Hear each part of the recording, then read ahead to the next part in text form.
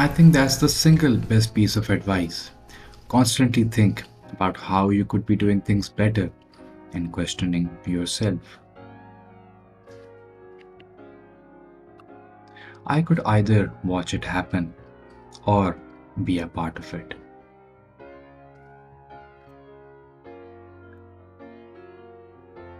It's okay to have your eggs in one basket as long as you control what happens to that basket.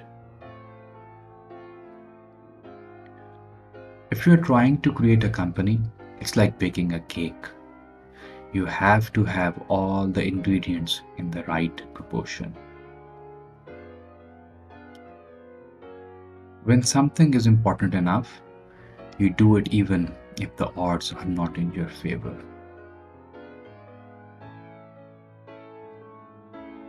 Failure is an option here.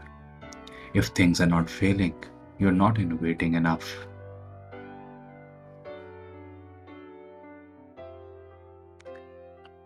You shouldn't do things differently just because they are different. They need to be better.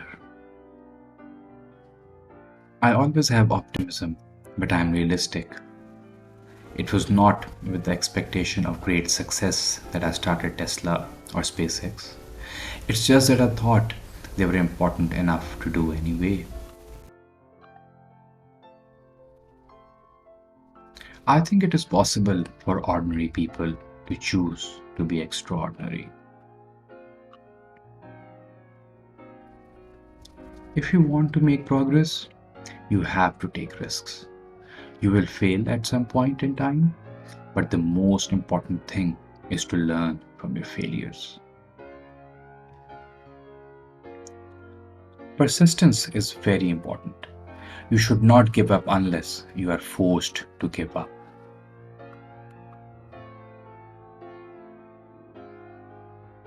There's a tremendous bias against taking risks. Everyone is trying to optimize their ass covering.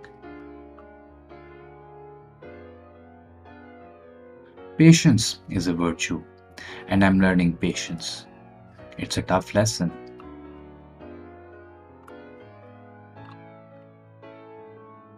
I do think there's a lot of potential if you have a compelling product and people are willing to pay a premium for that. I think that is what Apple has shown. You can buy a much cheaper cell phone or laptop, but Apple's product is so much better than the alternative, and people are willing to pay that premium. I don't create companies for the sake of creating companies, but to get things done. You have to be pretty driven to make it happen. Otherwise, you will just make yourself miserable. I don't believe in process. In fact, when I interview a potential employee, or he or she says that it's all about the process, I see that as a bad sign.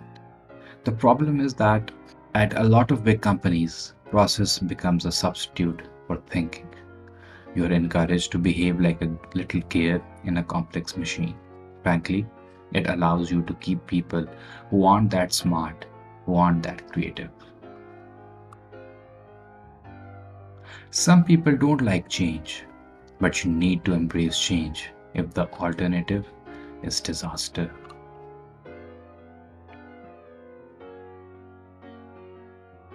I think most of the important stuff on the internet has been built. There will be continued innovation for sure, but the great problems of the internet have essentially been solved.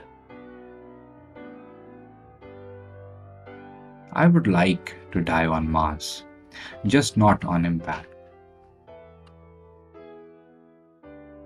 It's very important to like the people you work with, otherwise, life and your job become very depressing.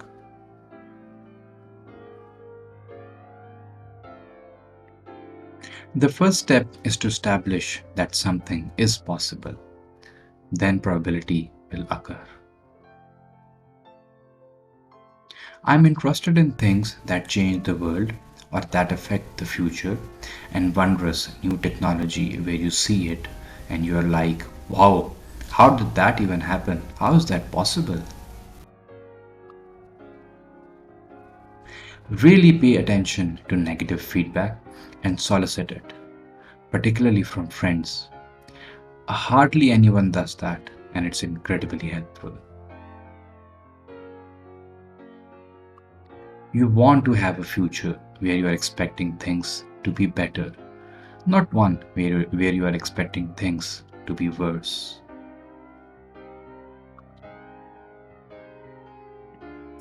Great companies are built on great products. I think it's important to reason from first principles rather than by analogy. The normal way we conduct our lives is reason by analogy. We are doing this because it's like something else that was done, or it is like what other people are doing. But with first principles, you boil down things to the most fundamental truths and then reason up from there.